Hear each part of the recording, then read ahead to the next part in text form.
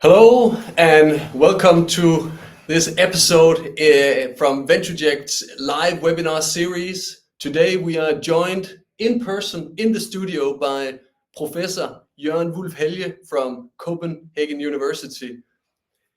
Thank you very much, Jørn, for joining us. Thank you very much for every one of you out there joining us, watching us.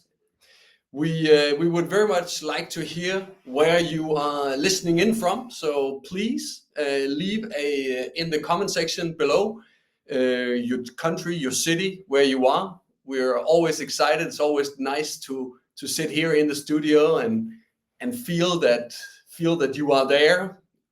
And then also, if you have any questions for Jørn, then do grab the opportunity to ask Jørn any questions you might have pertaining to research, VO2max, sports science. You may know Jørn from Copenhagen University, if any one of you have had the opportunity and the pleasure of studying there. You might have come across Jørn at ECSS, where Jørn has been the president. And action. That is what happens sometimes when you're sending live. But you understand to make an entrance, Jørn. Please, if you could just briefly introduce yourself to our viewers who may not yet have met you. Yeah, thank you, Peter. Thanks for the invitation. So I'm a professor in exercise physiology and health at the University of Copenhagen, Faculty of Health and Medical Science. My background is sports science and mathematics in the last millennium. I work with physical activity and training in terms of optimizing performance in the early years, and then later it's mostly been a focus on obesity, type 2 diabetes, metabolic dysfunction, and the coupling between training and activity, understanding the mechanisms, and some basal research regarding the mechanisms behind insulin resistance. And then some 7 years ago, I had a mail from one of the founders of this company that we sit here today, VentureJect, and asking whether I was actually interested in trying to test the prototype of the SeismoFit you may have come across today. And my initial thinking was, why not? But I didn't believe much in it, I must admit.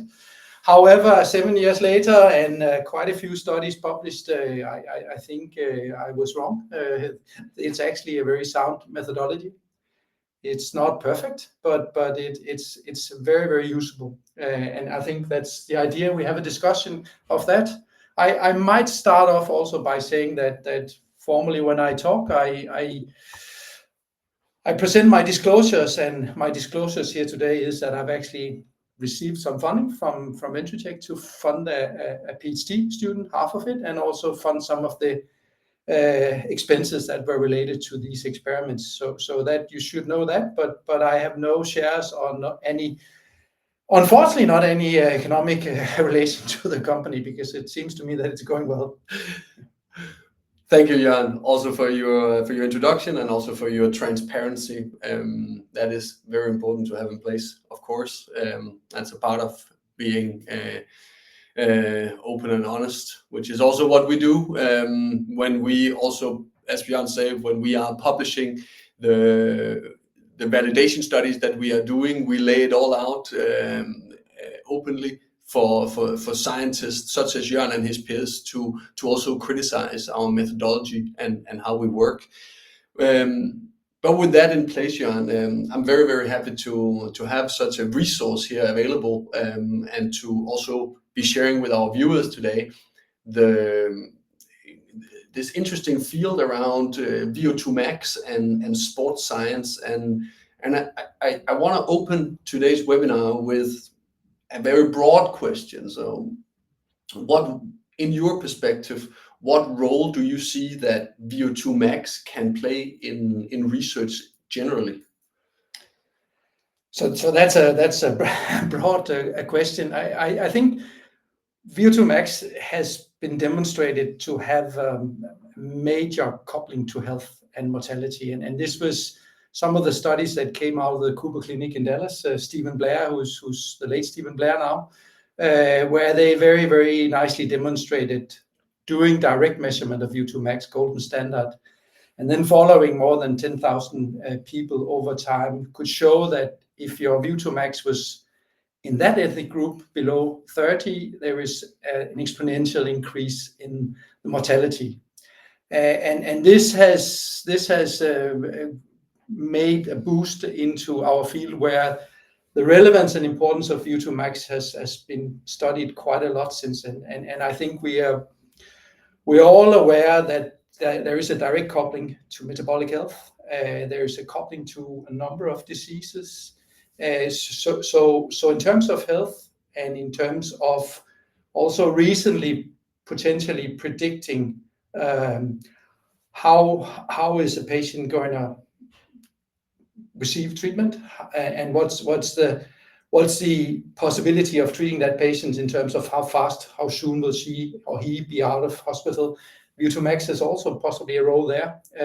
So I think it's a very broad importance in terms of health. Then there is the aspects on performance, where I started off initially. And there's no doubt that in elite sport and in sport in general, VO2max is one of the parameters which will have a major impact on how you can perform. For example, in marathon, we say that there are three main factors that decide performance: VO2max, the relative load that you can use, how much of your capacity you can use, and then running economy. And it's not so easy to change your running economy. You can increase your threshold, and you can increase your VO2max potentially to the genetic level that you have. And as we know, and we think that the genetic component, how you selected your mother and father, is probably 50%, maybe a little less, but around 50%. So that's your range where you can work in. So the choice of parents is difficult to change. We are born with the parents we now have. That is set in stone, and so with our genes. Thank you, Jørn, just for just initially drawing up the playing field for today's webinar. What if we move on, then you as you also alluding to, there is an area component or an area of sport, and there is an area of health. How have you, in your past with sports science, come across the use of VO2max in these two areas? You've already spoken briefly about sports. Perhaps if you can divert your question a little towards health. So in terms of health, obviously my research is not founded on, but one of the things that I and my research group do very well is actually measuring VO2max directly. And this requires an expertise in actually obviously running the test, but it also requires equipment which is between 200,000 to 250,000 Danish kroner. And thus it's not something which is available everywhere. And therefore, whenever we go outside the cardiovascular departments and to sports science departments, people will not have the ability to actually measure directly. And their VO2max can be established, measured, determined in a number of ways, indirect methods, or with a direct test without measuring VO2. And I think I have come across this, for example, at Uber Højskole, where we did studies. It's a lifestyle intervention study, and they used an indirect determination of VO2max using a yo-yo test or a step test. They used both in order to determine what was the effect of their lifestyle intervention. So that was one example. We many years ago, the Danhes or Kram study in Danish was funded by Trygfonden and the Danish Interior Ministry, and there we also determined VO2max in 11,000 some 600 something persons, and obviously it was not possible to do this with a direct measurement. So there we did a direct test, but may use the amount of watt that was produced in order to quantify or determine the VO2max. So these are two examples where we see a test to max performed in a large group of people and also in a specific group of people after lifestyle. So these are the typical examples, but this is related to research. Mm. In addition to that, we have the whole field out there for sports clubs, or we have companies, or we have private groups that would like to know what is their VO2max and is whatever they do in terms of training, or just wanting to know, they need something else in terms to determine VO2max, and they can use the indirect test. The yo-yo test are one step test, another. There are a number of different tests. This requires that you have the ability and the capacity to work to max, or you have the capacity to measure heart rate via heart rate monitors, and then you can use the indirect 2-point test or 1-point test or whatever. The last possibility is to estimate VO2max from a wrestling measurement, like the Seismofit can do, or using algorithms that are based on large ecological materials. So that's where we have seen it. That's where I've seen it in my research. So quite a divergent range where VO2max actually comes into play. Yeah. Also, VO2max is shown in many studies. You also, prior to today, reverted my attention back to the statement paper by the American Heart Association from 2016, where they talk about it's probably the strongest predictor of health. Yeah. And with preventive healthcare being a topic that is spoken about more and more, it seems like sports science is going to play an increasingly important role in order to help this the more practical side of what does preventive health mean. What is your perspective on that? No, I think there is a growing acknowledgement that physical activity is a requirement in terms of getting people better metabolic health. The numbers that came out about half a year ago from the Statens Institute for Folkesundhed, the State Institute for Public Health, where they could predict that in 2040, 1/3 of all adult Danes will be obese, a BMI above 30. And one would like to do something about that. And one thing to do about it is improve the diet or improve the amount of physical activity, more of it, and preferably higher intensity. So I think there is a role for sports science or physiotherapists, which also have the capacity and the knowledge and the skills to measure VO2max and estimate that. So I think that in terms of helping people perceive and understand what is the optimal form of training, how do we actually gain the most from our training. The subsequent discussion is obviously there is difference between people, and some people will probably gain more from doing classic endurance training, and other people might actually gain more from doing strength training. And so the knowledge on what is the best form of training is something where we can help. And then the most important thing is probably the best training is the training that you actually do, because for those of us, and I think you and I are two of those that really do like physical activity in sports, it's not a problem. We will do our sports, but there's quite a large group that maybe does not perceive physical activity in sport the same way as we do, and do not see a pleasure in it. And there we need to give them a better understanding of what the benefits are in order to help them get the exercise done. Yeah, I couldn't agree more. It's a wonderful saying that the exercise you get done is the best exercise, right?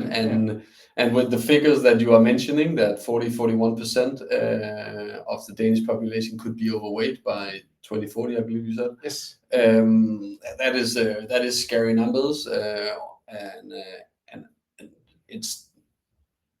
it is definitely something that should be on everybody's mind, not only on the public servants, but also on every individual's mind, right? Like what kind of life are you going to have in 10 years, or in 15 years, by 2040, right?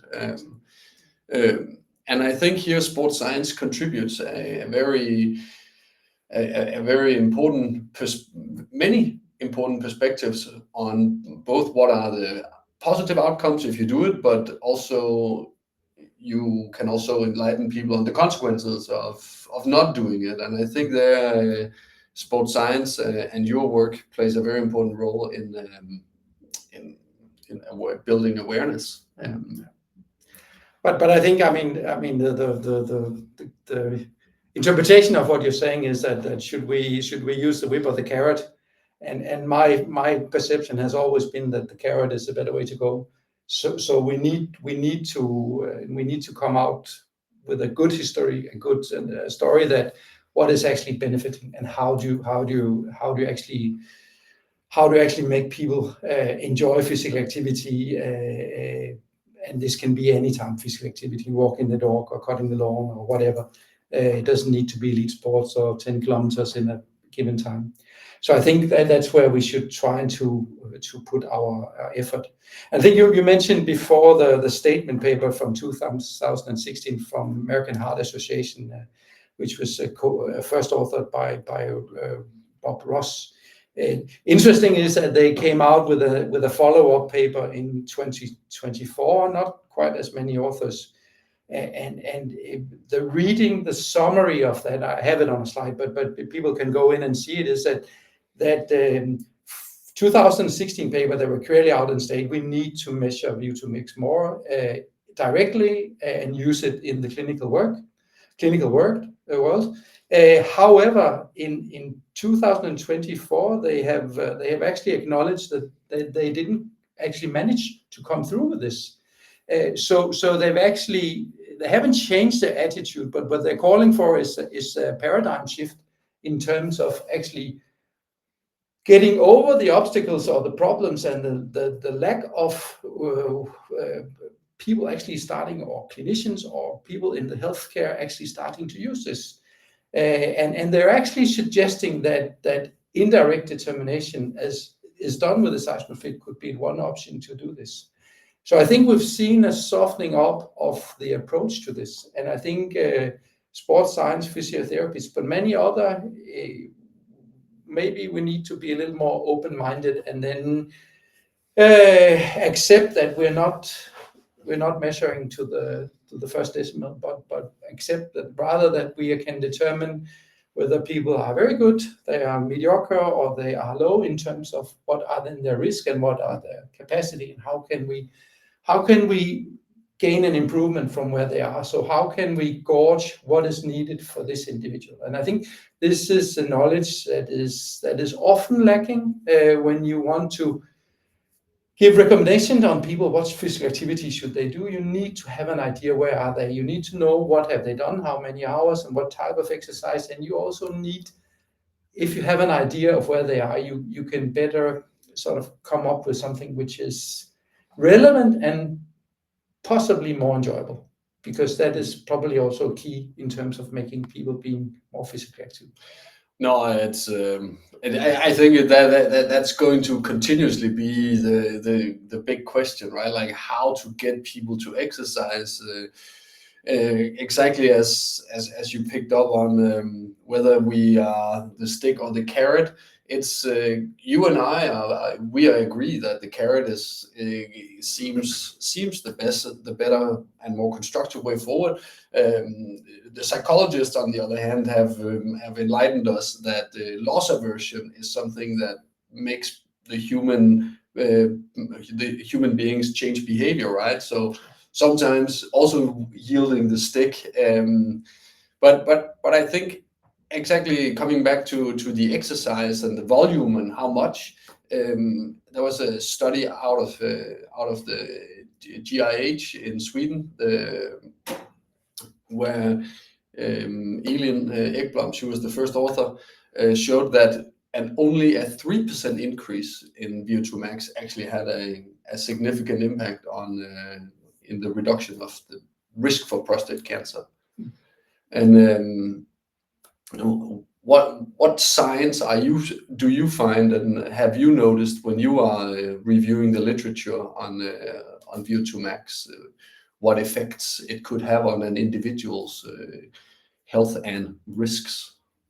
Oh, that's not an easy question. I think talking about sort of individual increases, 3% is not a lot, and it's probably just above the level of determination where what we can measure.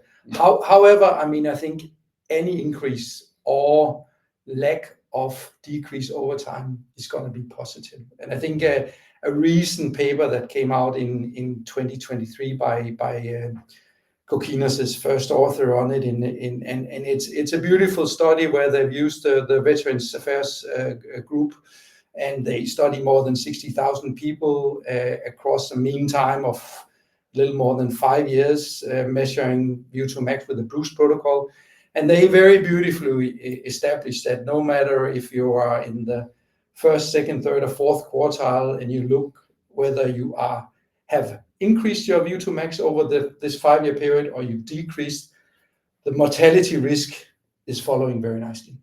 And I think that is extremely strong evidence that VO2max is very important for health, and it's also never too late to change this. You can change it and it will impact on your mortality.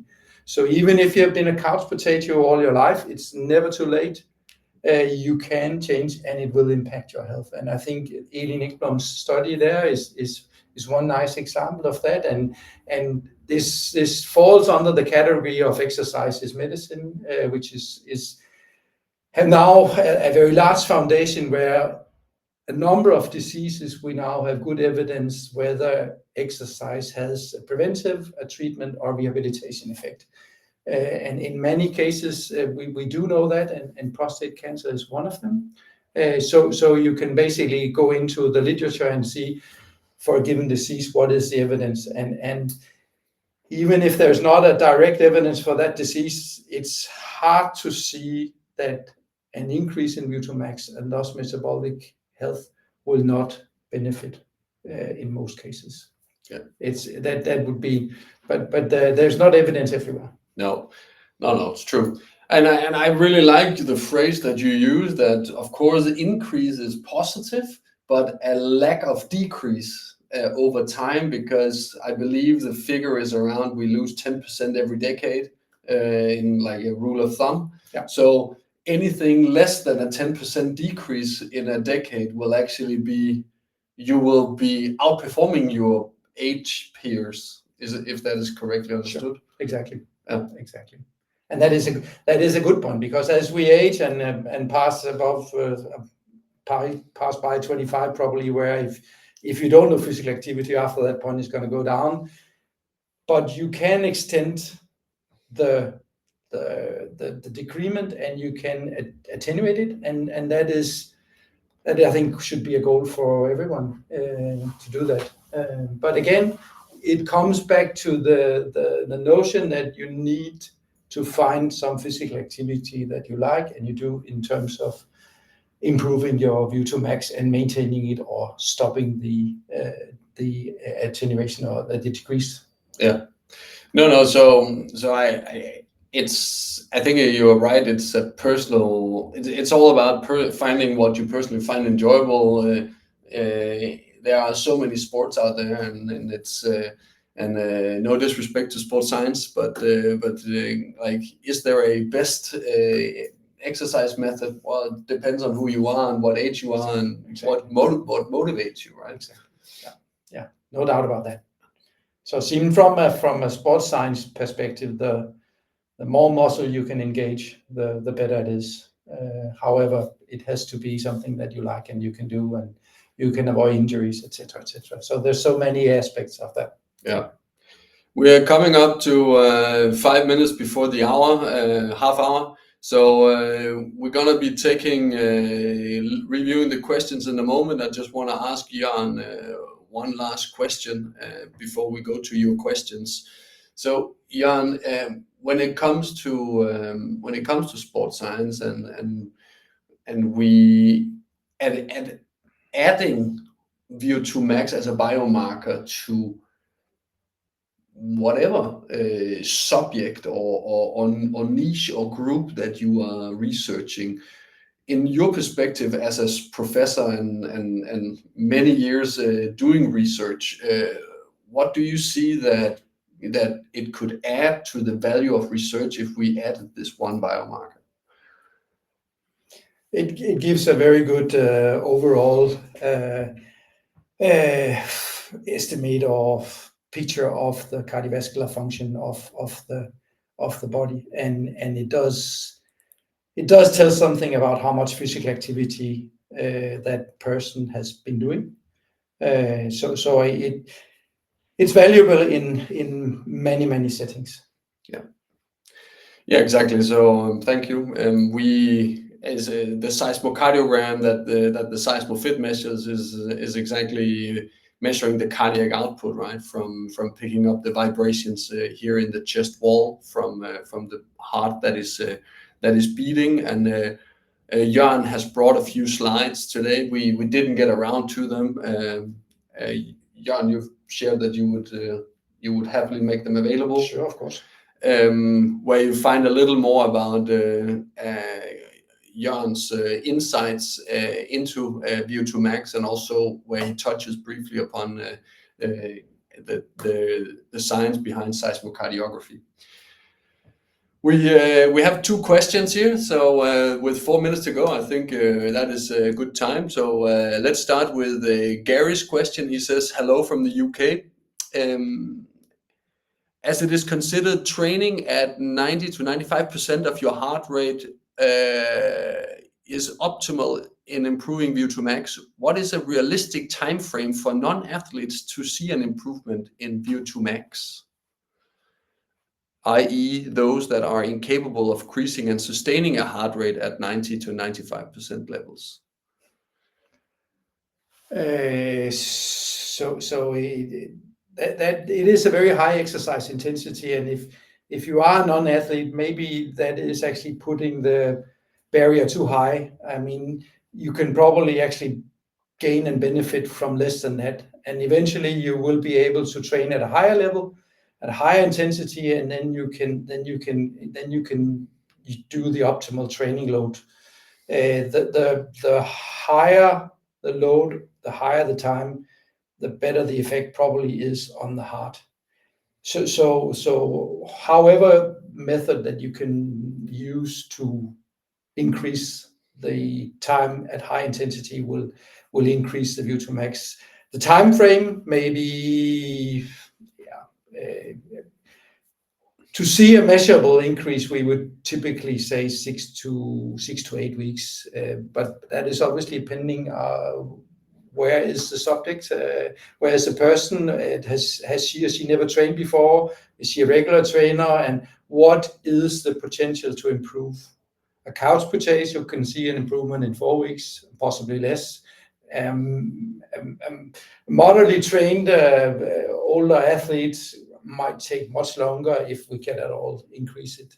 So depends a lot on where you are and what type of training you've done. But I would say 6 to 8 weeks is typically what we would do. We would try to get a 8 to 10% improvement. Yeah, thank you. By the way, if you want Jørn's slides, please write yes, please, in the comment section, and we will be sure to send you the slides. Moving on to question number 2 from Uwe Dresel. Do you have any experience of measuring VO2max in people with chronic illnesses? Are the results significantly lower? So we have measured VO2max in people with type 2 diabetes, heart disease, obesity, and typically they would be less physically active, and therefore their VO2max would be lower. but not necessarily, depending on what state they are in their disease, how old they are. That would be important to say whether they would be lower or not. So it depends on the disease also. So not necessarily. And we see, I mean, I think one side story to that is the type 1 diabetes elite cyclist teams that are now a few of, and the athletes there, they do very, very well and have very high VO2maxes. So it's possible, but it's difficult. Absolutely. I don't think chronic disease makes it any easier than it is for healthy people to exercise. No. So it's now 1:30. Thank you very much for joining us. We will be monitoring the comment section. So if any questions pops up, also to all you who watch this after the broadcast, please leave your comments below if you have any questions, or yes, if you want the slides. And I will also do my best to get hold of Jørn after today if there are any questions for him. So thank you very much for joining us, and we wish you a good day.